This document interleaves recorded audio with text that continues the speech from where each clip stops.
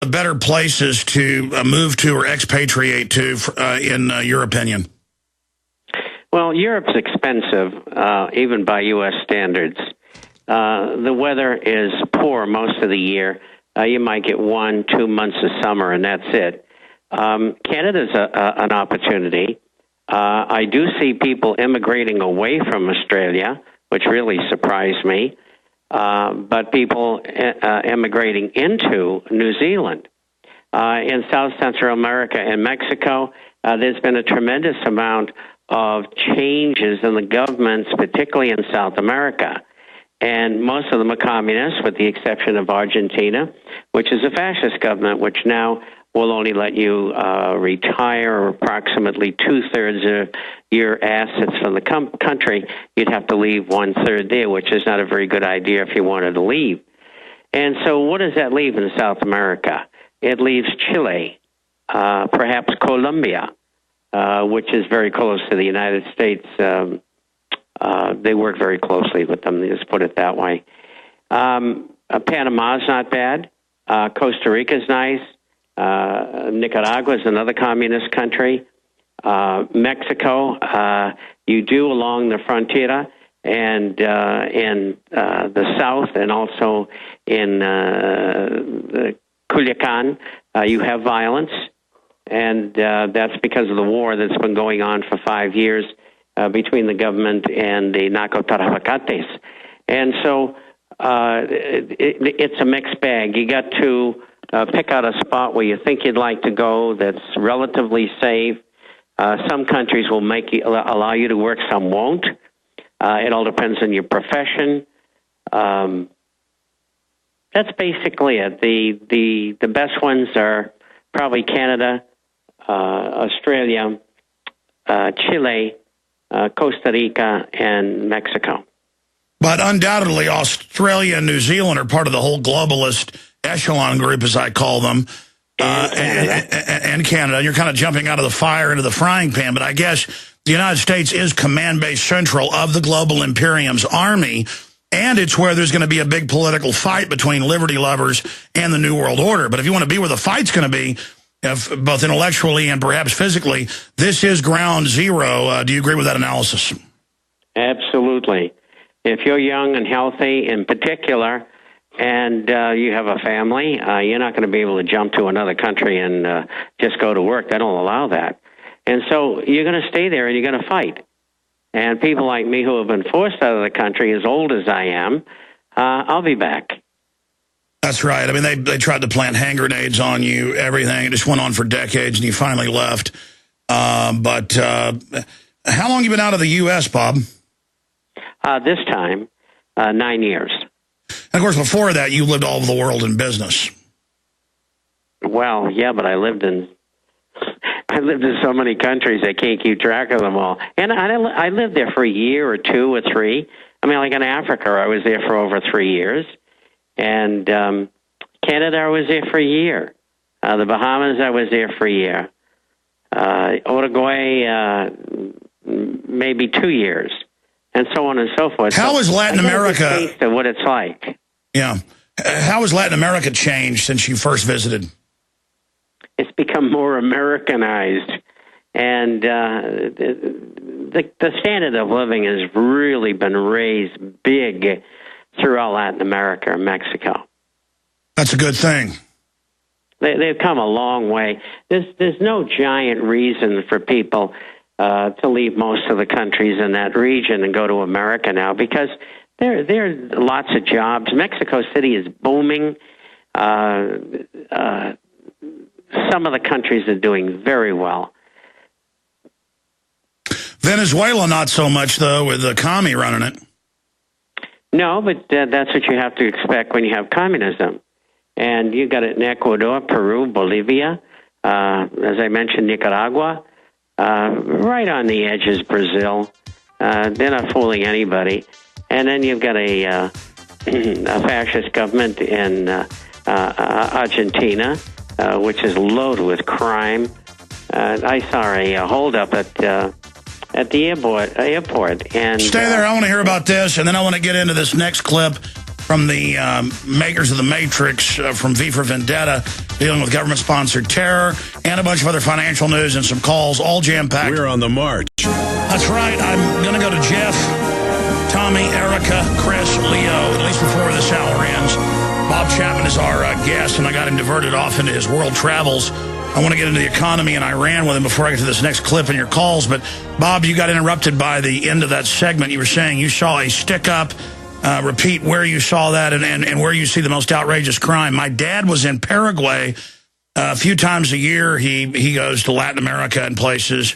You know, most dentists and doctors get recruited for this, and he goes and does clinics in the jungle and stuff with starving children. He says it'll really make you appreciate life.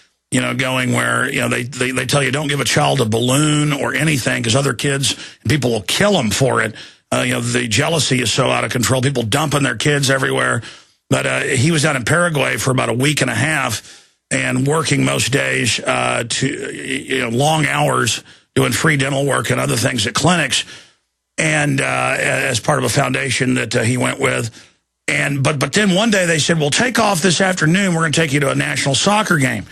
And my dad told me about this, and I was at his house a month ago, and I pulled it up on my iPhone. There it was. He just got back from Paraguay. They threw a stick of dynamite down at the referee and blew him and one other person up, almost killing both of them. And my dad was like 60 feet from this happening. So talk about bedlam. I know my uncle was in Guatemala back in the 80s, living down there with a coffee plantation he had. And they talked about hand grenades being thrown at the market on a routine basis. So finish your story. Well, we were across the street, about 60 feet away, and this man walks up to a couple, and I see the man take his wallet out and hand it to the other guy. And the guy, I could see his gun.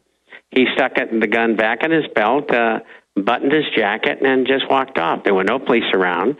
And inside the airport, there were no police either.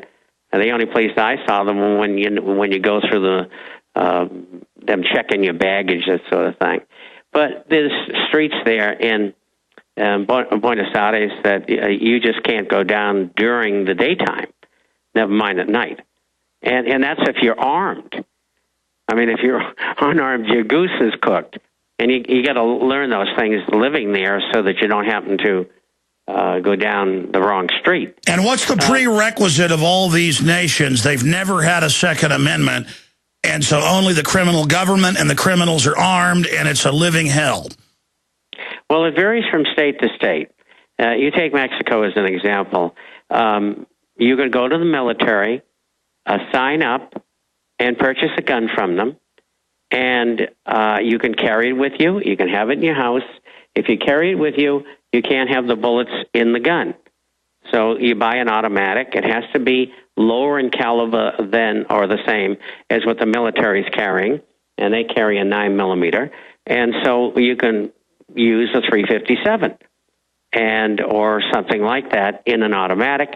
From what I've read, though, Mexico has almost a complete gun ban for the citizens. And I know there are hoops you can jump through to get a gun, and you basically get registered with them. But it's easy. There's not hoops. It's easy. Oh, wow. All you have to do is go to the military and show them your voting card and your driver's license and who you are. And you can buy a shotgun and a rifle, but they can't be a caliber that's in excess of what military has. That must have changed recently then because of the bedlam. Because from what I've read just in fact book stuff is that they pretty much have no Second Amendment. But that's good news.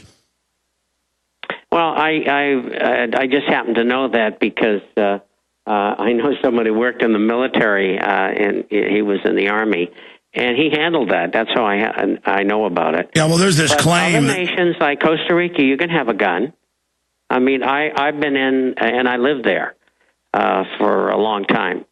I went in the market downtown in San Jose, and I'm just going through, it's like a tianguis, which is a flea market. And there's one counter there, there's 4 or 5 guns for sale. No registration, no nothing. Well, that's a big plus. I know a lot of those countries, though, do restrict the citizens having guns.